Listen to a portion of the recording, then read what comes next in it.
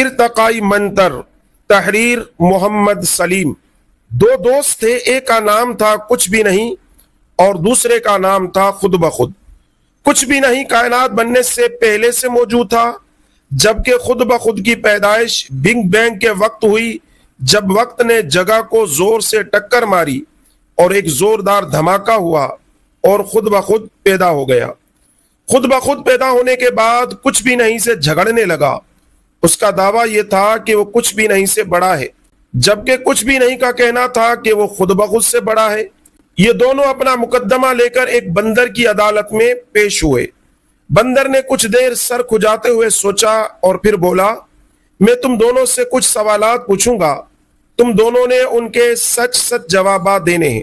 کچھ بھی نہیں اور خود بخود نے یک زبان ہو کر جواب دیا، جو کچھ بھی کہیں گے سچ کہیں گے اور سچ کے سوا کچھ بھی نہیں کہیں گے۔ بندر نے خود بخود سے پہلا سوال پوچھا، جب بگ بینگ ہوا اس سے پہلے کائنات میں کیا تھا؟ کچھ بھی نہیں، خود بخود نے جواب دیا۔ اس کا مطلب کائنات کے پیدا ہونے سے پہلے کچھ بھی نہیں تھا؟ بندر نے حیران ہو کر پوچھا۔ جی بالکل کچھ بھی نہیں تھا، مگر اس سے یہ پوچھا جائے کہ یہ کیسے موجود تھا؟ خود بخود نے اعتراض کیا۔ بندر نے پھر کچھ بھی نہیں سے پوچھا، ہاں بھائی تم بتاؤ، تم کائنات کی پیدائش سے پہلے کیسے موجود تھے؟ کچھ بھی نہیں بولا، خود بخود۔ بندر بولا، اس کا مطلب خود بخود کچھ بھی نہیں سے پہلے موجود تھا؟ نہیں، لیکن میرا اعتراض یہ ہے کہ جب خود بخود نہیں تھا تو اس وقت کیا تھا؟ کچھ بھی نہیں نے اعتراض کیا۔ بندر نے خود بخود سے پوچھا، ہاں بھائی خود بخود، تم بتاؤ جب خود بخود نہیں تھا تو اس وقت کیا تھا؟ خود بخود بولا، کچھ بھی نہیں۔ بندر سر کھجانے لگا اور کہا، تو پھر یہ بڑا ہوا نا؟ وہ کیسے؟ اس سے پوچھے تو صحیح ہے، کیسے اس وقت موجود تھا؟ خود بخود نے پھر اعتراض کیا۔ بندر اس بار کچھ بھی نہیں سے مخاطب ہوا، تم بتاؤ تم خود بخود سے پہلے کیسے موجود تھے؟ کچھ بھی نہیں بولا، خود بخود۔ بندر نے اس بار سر پکڑ لیا، مجھے پہلے کہانی سمجھنے دو، جب کائنات نہیں تھی تو اس وقت کیا تھا؟ کچھ بھی نہیں، دونوں بیک زبان بولے۔ مگر کیسے؟ بندر نے پوچھا۔ خود بخود، دونوں نے پھر جواب دیا۔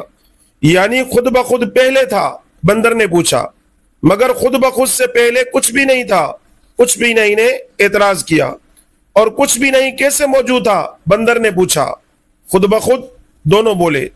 بندر نے ایک درخت کے ساتھ ٹکریں مارنا شروع کر دی اور بولا، دیکھو بھائیو، مجھے لگتا ہے کہ تم دونوں جڑواں بھائی ہو، نہ تم میں کوئی چھوٹا ہے نہ بڑا، لہٰذا مجھے معاف کرو اور ہنسی خوشی رہو۔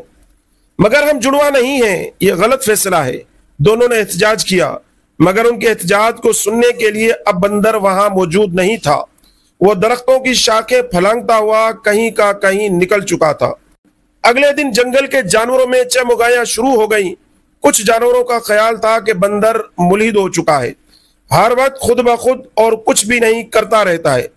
لومڑی چالاک تھی، اس نے بندر کو آزمانے کا سوچا۔ وہ بندر سے ملنے گئی۔ بندر اس وقت سر جھکائے ایک گہری سوچ میں گم تھا۔ تمہیں کیا ہوا ہے؟ لومڑی نے پوچھا۔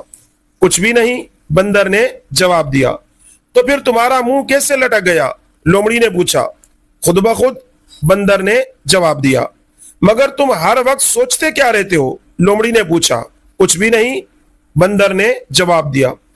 تو پھر تم اس سکتے کی کیفیت سے باہر کیسے آؤ گے؟ لومڑی نے پوچھا۔ خود بخود، بندر بولا۔ ہمارا مذہب کیا ہے؟ لومڑی نے سوال کیا۔ کچھ بھی نہیں، بندر نے جواب دیا۔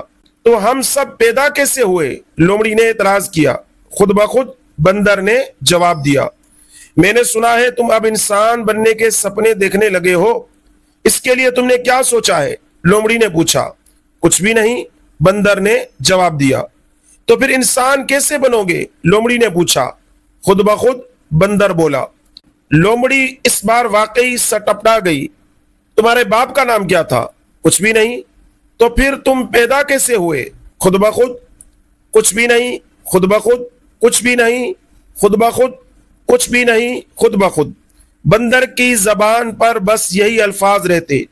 انہی الفاظ کا ورد کرتے کرتے ایک دن اچانک خود بخود اس کے جسم کی کھال اور دم غائب ہونے لگی اور وہ اٹھ کر دونوں ٹانگوں پر کھڑا ہو گیا۔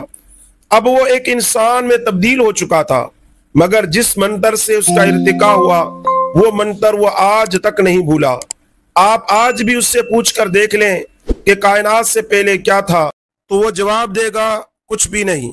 پھر کائنات کیسے بنی؟ تو جواب دے گا خود بخود۔